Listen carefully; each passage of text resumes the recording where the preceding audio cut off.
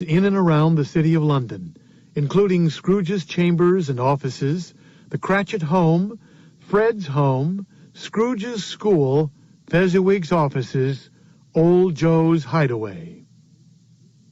The time of the play. The entire action of the play takes place on Christmas Eve, Christmas Day, and the morning after Christmas, 1843. Act 1. Scene 1. Ghostly music in auditorium. A single spotlight on Jacob Marley downstage center. He is ancient, awful, dead-eyed.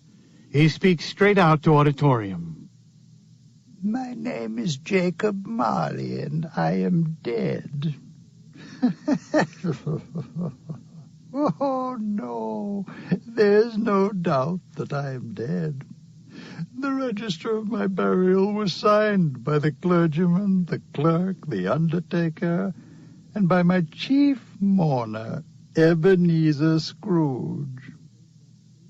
I am dead as a doornail. A spotlight fades up stage right on Scrooge in his counting house, counting. Lettering on the window behind Scrooge reads, Scrooge and Marley, Ltd. The spotlight is tight on Scrooge's head and shoulders. We shall not yet see into the offices and setting. Ghostly music continues under. Marley looks across at Scrooge pitifully.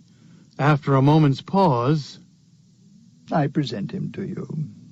Ebenezer Scrooge, England's most tight-fisted hand at the grindstone. Scrooge, a squeezing, wrenching, grasping, scraping, clutching, covetous old sinner, secret and self-contained and solitary as an oyster. The cold within him freezes his old features, nips his pointed nose, shrivels his cheek, stiffens his gait, makes his eyes red, his thin lips blue, and speaks out shrewdly in his grating voice. Look at him. Look at him. Scrooge counts and mumbles. 10 times 4, you can minus. They owe me money, and I will collect. I will have them jailed if I have to. They owe me money, and I will collect what is due me. Marley moves towards Scrooge 2 steps. The spotlight stays with him. He and I were partners for I don't know how many years. Scrooge was my sole executor, my sole administrator, my sole assign, my sole residuary legatee, my sole friend, and my sole mourner. But Scrooge was not so cut up by the sad event of my death, but that he was an excellent man of business on the very day of my funeral, and solemnized it with an undoubted bargain. He never painted out my name from the window. There it stands on the window and above the warehouse door.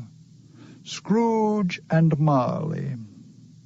Sometimes people new to our business call him Scrooge, and sometimes they call him Marley. He answers to both names. It's all the same to him, and it's cheaper than painting in a new sign, isn't it? Pauses. Moves closer to Scrooge. Nobody has ever stopped him in the street to say, with gladsome looks, My dear Scrooge, how are you? When will you come to see me? No beggars implored him to bestow a trifle.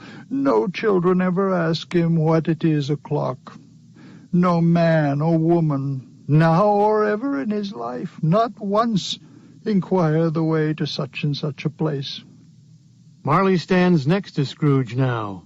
They share, so it seems, a spotlight. But what does Scrooge care of any of this? It is the very thing he likes, to edge his way along the crowded paths of life, warning all human sympathy to keep its distance. A ghostly bell rings in the distance. Marley moves away from Scrooge now, heading downstage again. As he does, he takes the light. Scrooge has disappeared into the black void beyond. Marley walks downstage center, talking directly to the audience. Pauses. The bell tolls, and I must take my leave. You must stay a while with Scrooge and watch him play out his Scroogey life. It is now the story, the once upon a time. Scrooge is busy in his counting house. Where else? Christmas Eve, and Scrooge is busy in his counting house. It is cold, bleak, biting weather outside, foggy withal.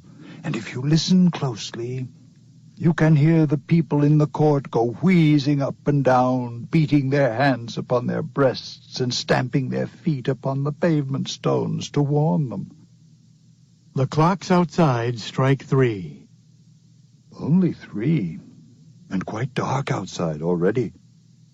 It has not been light all day this day. This ghostly bell rings in the distance again. Marley looks about him. Music in. Marley flies away.